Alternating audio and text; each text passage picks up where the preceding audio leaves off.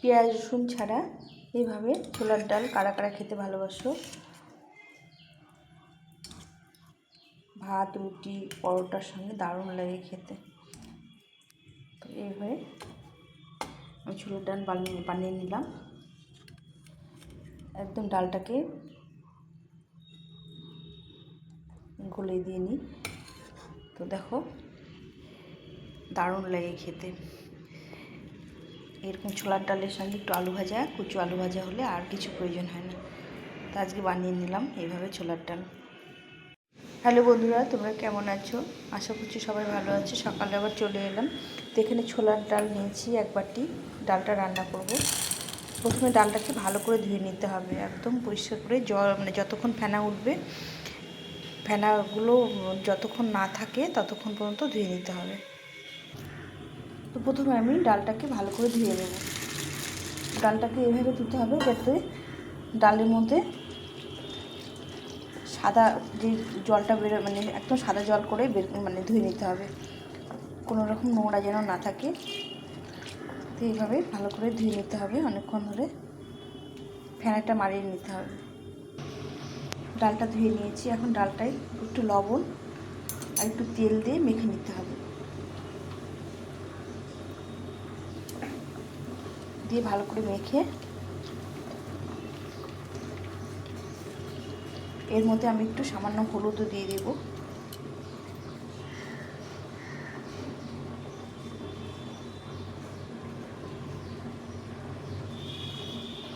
আমি সামান্য একটু হলুদ গুঁড়ো দিয়ে দিলাম। দিয়ে এটাকে মেখে দিতে হবে ভালো করে। তাহলে ডালটা সেদ্ধ হবে কিন্তু গোটা থাকবে, আর এটা খেতেও ভালো লাগে। তো আমি ডালটাকে মেখে নিলাম এভাবে। এখন আমি এখানে প্রেসার কুকার নিয়েছি, প্রেসার করে জল গরম করে নিয়েছি। জলটা পরিমাণ মতো দিয়েছি, জলটা যেন খুব বেশি না হয়। এখন আমি ডালটাকে ছেড়ে দিলাম।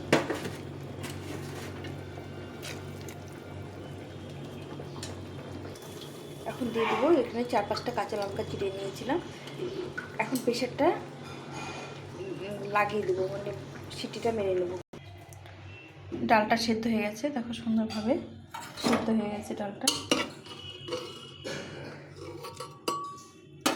ডালটা ঘাটবো না, এইভাবে রান্না করব। এখানে আমি কড়াই বসিয়ে দিয়েছি।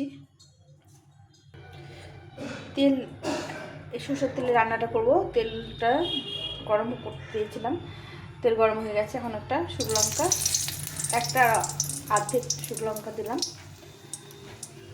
আর এখানে কিছুটা পরিমাণ জিরে দিতে হবে, ফোড়নটাতে জিরে ফোড়নটা বেশি ভালো লাগে। আর একটা দিয়ে দিলাম তেজপাতা।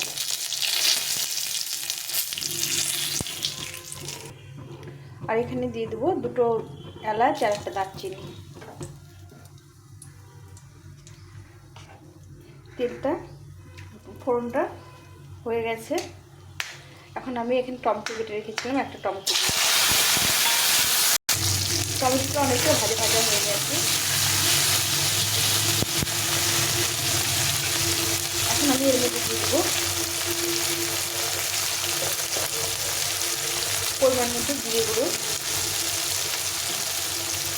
সামান্য একটু লঙ্কা গুঁড়ো, লঙ্কা দিয়েছি, কাঁচা লঙ্কা দিয়েছি, একটু হলুদ গুঁড়ো, হলুদ দিয়েছি ডালের মধ্যে, আর পরিমাণ মতো লবণ দিয়ে এটাকে ভালো করে কষিয়ে দিতে হবে।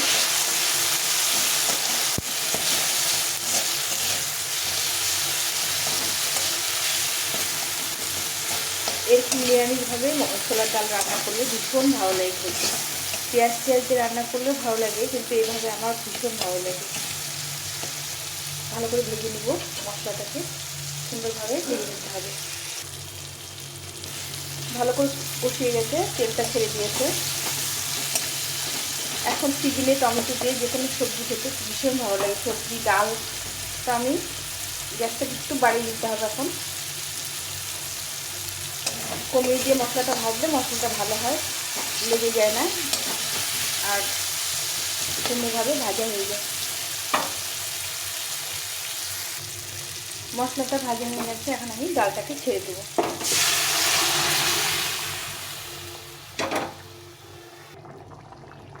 এইভাবে করে ডাল করলে ভাত রুটি পরোটা ফ্রাইড রাইস সবার সঙ্গে খাওয়া যাবে। এই ডালটা যখন ঠান্ডা হবে অনেকটাই মানে জলটা টেনে নেবে। আর দেখো ডালগুলো একদম গোটা গোটা রেখেছি, ভীষণ ভালো লাগে এভাবে খেতে। তো তোমরা কীভাবে রান্না করো বন্ধুরা ছোলার ডাল অবশ্যই কমেন্ট করে জানিও। এই পেঁয়াজ টেয়াজ দিয়ে রান্না করা যায়, আজকে আমাদের নিরামিষ বলে পেঁয়াজ ছাড়া রান্না করলাম।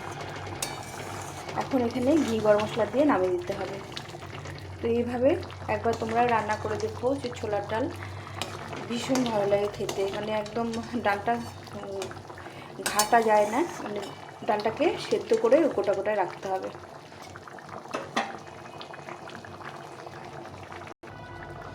এখন একটু মিষ্টি দিতে হবে, ছোলার ডাল একটু মিষ্টি মিষ্টি হলে ভালো লাগে খেতে, স্বাদের ব্যালেন্সের জন্য একটু মিষ্টি দিতে হবে।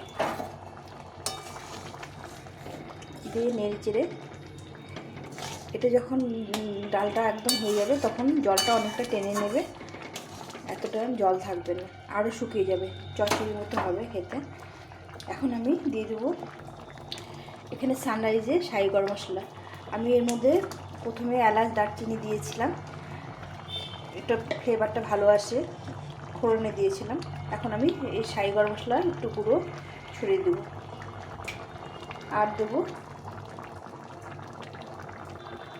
আর দিয়ে দেবো একটু হাফ চামচের মতো ঘি গরম মশলা না দিলে ছোলার ডাল খেতে একদমই ভালো লাগে না। কারা কারা এইভাবে ডাল করো জানিও। এভাবে ছোলার ডাল নিরামিষ দিনে হলে আর অন্য কিছু প্রয়োজন হয় না, এর সঙ্গে একটু ভাজা আলু ভাজা থাকলেই যথেষ্ট। তো আমার হয়ে গেছে ছোলার ডাল, আমি এখন নামিয়ে দেবো এটা। তোমাদের যদি একটু ভালো লেগে থাকে তাহলে একটা লাইক কমেন্ট করো, আর নতুন বন্ধুরা অবশ্যই সাবস্ক্রাইব করে পাশে থেকো, বন্ধুদের সঙ্গে অবশ্যই শেয়ার করো, আর আমার একটু বেল বাটনটা তোমরা অন করে দিও, যাতে তোমরা প্রথমেই আমি যে রেসিপি করব প্রথমেই দেখতে পাও। তো এখন ডালটাকে নামিয়ে দেবো, একদম হয়ে গেছে।